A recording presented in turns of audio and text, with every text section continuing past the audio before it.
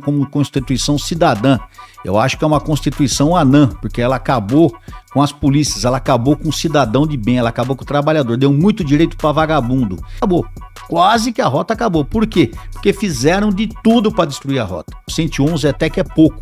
E se não fosse a ação da Polícia Militar, teriam morrido mais de 300, 400 vagabundos. Acontece o seguinte, olha, para os mais novos aí que não conhecem a história da polícia, principalmente a história da Polícia Militar de São Paulo, a Polícia Militar ela vem numa história, ela começa lá em 1831, é a Força Pública de São Paulo. Em 1926 é criada a Guarda Civil de São Paulo, que era uma tropa estadual, e em 1970 essas duas tropas são unificadas, a Guarda Civil e a Força Pública, e é criada a Polícia Militar. Até os anos 70, 80, havia um ritmo de trabalho, um ritmo forte no combate à criminalidade, principalmente envolvendo o crime organizado, que na época era feito através de vários crimes praticados também por militantes políticos, né? O pessoal da esquerda aí começou a assaltar banco, atacar autoridades, e a Polícia Militar combatia fortemente isso junto com as Forças Armadas. E é justamente nesse ano, em 1970, que a rota é oficialmente criada com a missão de combater o crime organizado, que assaltavam bancos e atacavam autoridades. Então a rota ela foi criada sempre para combater o crime organizado. A rota não foi criada para alisar ninguém, nem para passar a mão na cabeça de ladrão. Ela foi criada para combater o crime. E isso aconteceu ao longo dos anos 70 e dos anos 80. Lembrando, não era só a rota. Nós tínhamos os tático móvel, que é chamada Força Tática hoje, BAEP. Antigamente, na nossa época, era chamado Patrulhamento Tático Móvel. Cada batalhão de área, São Paulo, imagina a cidade de São Paulo, por exemplo, dividida em pedaços. Cada pedaço é um batalhão de área e cada batalhão de área tinha o seu tático móvel. O que era o tático móvel? Era uma tropa que fazia um patrulhamento tipo patrulhamento de rota.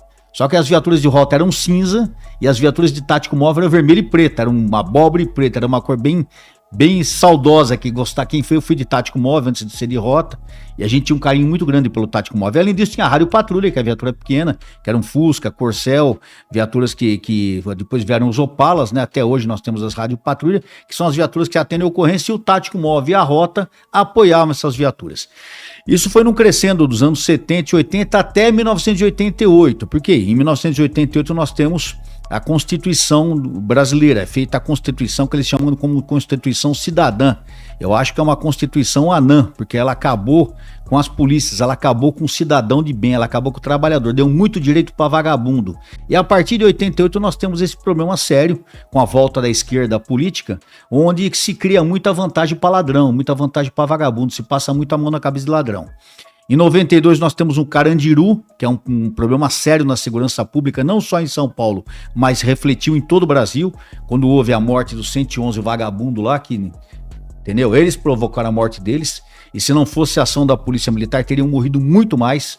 Então 111 até que é pouco, porque se não fosse a ação da Polícia Militar, teriam morrido mais de 300, 400 vagabundos naquela manhã, naquela tarde do dia 2 de outubro de 92.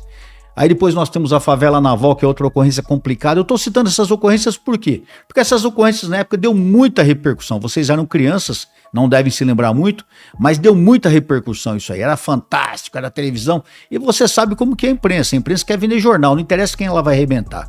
Ela quer vender jornal. Para vender jornal, eles arrebentaram a Polícia Militar. Entendeu? Arrebentaram a Polícia Militar. E até hoje nós pagamos um preço muito caro por isso. Ao longo desse tempo, especificamente a rota, ela sofreu muita dilapidação, muito revanchismo. No final dos anos 90, eu fiquei na rota até 92, de 93 para frente, eles começaram a colocar na rota pessoas que não gostavam de fazer patrulhamento.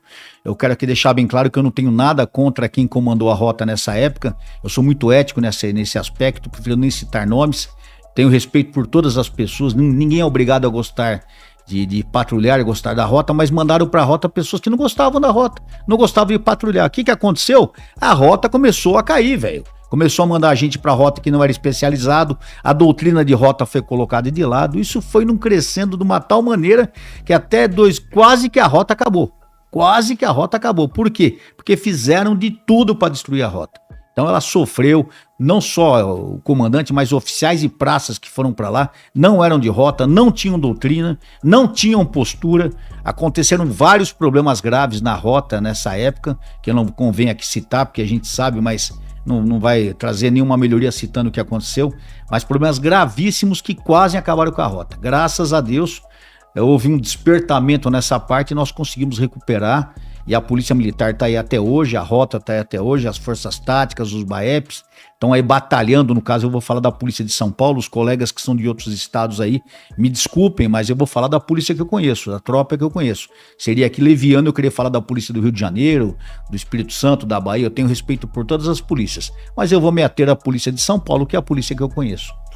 Cara, quando tu fala de 88, né, e aí depois cita esses eventos ali, Carandiru, por exemplo, e a postura da imprensa, né, explorando a imagem da polícia para vender notícia negativa. E parece que lá atrás deu muito certo para eles e eles expandiram esse modelo até hoje, né? Pois é, sabe o que acontece? Eu tenho um grande respeito pela imprensa, tanto que a gente conversava antes de começar o podcast, eu sempre trabalhei muito com a imprensa. Eu sempre fui patrulheiro, trabalhei forte no patrulhamento, mas desde que eu era tenente novinho, eu comecei um relacionamento sério com a imprensa. Porque o que acontece, Glauber? Não adianta você trabalhar que nem um cavalo se você não divulga seu serviço. É a história da pata e da galinha, você conhece? Acho que todo mundo conhece. Pô, a turma fala que a pata bota um baita num ovo bom pra cacete, que é cheio de vitamina e tal, e a galinha bota lá o ovinho dela, né? Só que todo mundo come o ovo de quem? Da pata ou da galinha? Da galinha, porque quando a galinha bota, ela sai cacarejando, gritando, a galinha botou ovo. A pata não, ela bota o ovo e ainda dá uma cobridinha e sai na manha. Então é uma brincadeira, uma analogia, mas justamente isso. Não adianta você trabalhar que nem um cavalo se você não divulga seu serviço. E eu, desde tenente novinho, eu percebi isso. Eu ficava pé da vida, bicho. Eu ficava pé da vida. Porque você pegava ocorrência, flagrante, tiroteio, passava a noite no distrito. No outro dia você ia no jornal, não tinha nem o prefixo da viatura. Às vezes tava a ocorrência lá com o nome do delegado que atendeu, porra. Que não participou da ocorrência, fez o BO. Eu ficava puto com isso. Falei, como é que pode? Como é que a PM aceita isso?